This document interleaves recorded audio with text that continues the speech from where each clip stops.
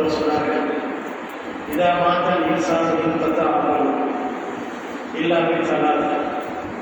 ஒரு மனிதன் இறந்து வருகின்றார், அதுவரை அவர் செய்து வந்த நன்மையினுடைய பட்டியல் முடிவுக்கு வந்து 5 வேளை தொழுகிறோம், இன்று நான் பொறுத்தாகிவிட்டால் என்னுடைய இன்றைய தொழுகையோடு என்னுடைய தொழுகையுடைய பட்டியல் முடிக்கும்.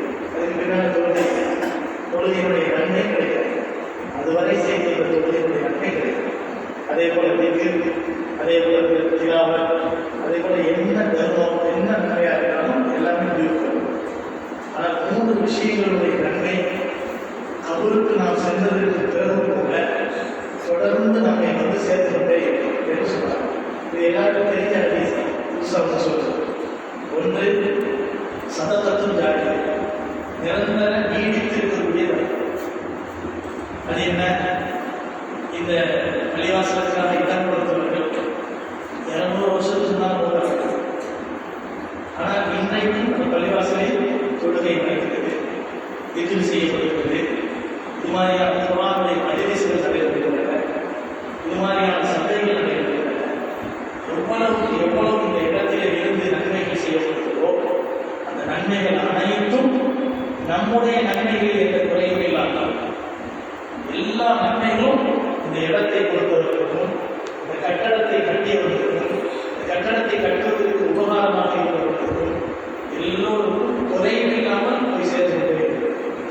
அல்லாஹ் டிவைட் பண்ணி கொடுக்கிறது, பங்கு வச்சு கொடுக்கிறது. எல்லாம் எப்படி கொடுக்குறான்?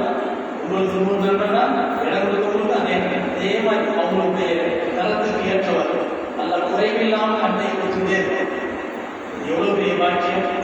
அவர்களுக்கு வழங்கப்பட்ட ஆயுள் 60 வருஷமா இருக்கும், 70 வருஷமா இருக்கும்.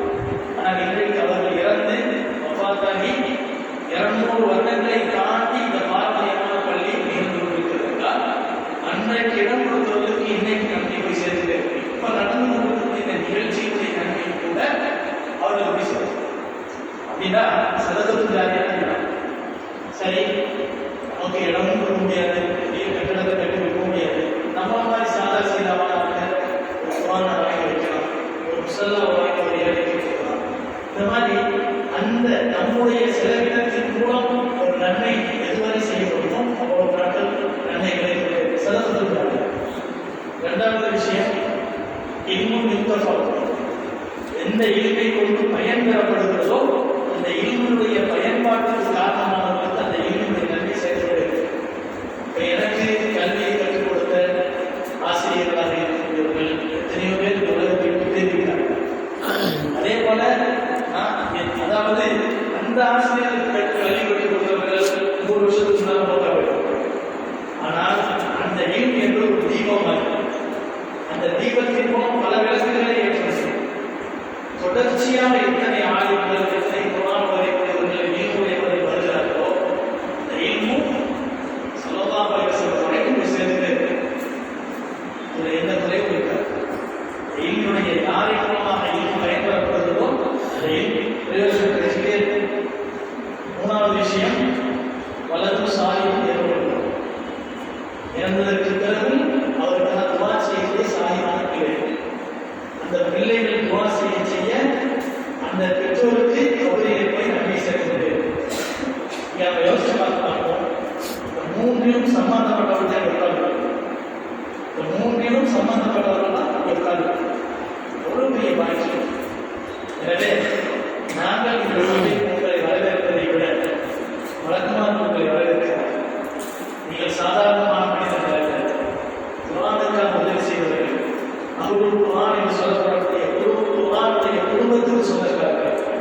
நாளை மறுமையில இந்த பிள்ளைகளுக்காக நன்மை கொடுக்கும் போது இந்த பிள்ளைகளுக்கு நன்மையை பெறுவதற்கு காரணமான உங்களுக்கும் நல்லா பெரிய நன்மையை கொடுத்திருக்கிறார்.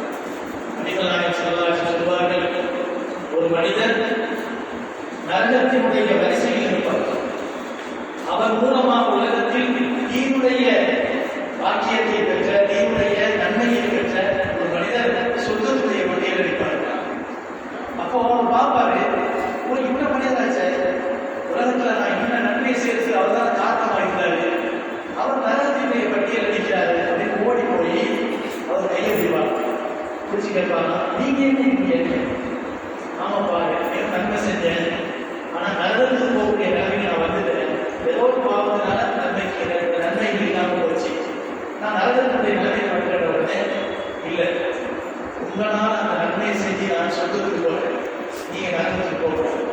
உங்களை நான் சொத்துக்கு அனுப்புறது நான் வந்து என்ன செய்யறேன் ஏற்பாடு பண்ணுறேன். கையை பிடிச்சி எடுத்துட்டு வந்து அல்லாஹ் சொல்வாரா, நான் சொத்துக்கு போகணும்னா இவர் சொத்துக்கு போகணும், நான் சொத்துக்கு போகணும்னா இவர் சொத்துக்கு போகணும், இல்லைங்கன்னா நான் போகணும். இவர் சொத்துக்கள் சிபாரிசு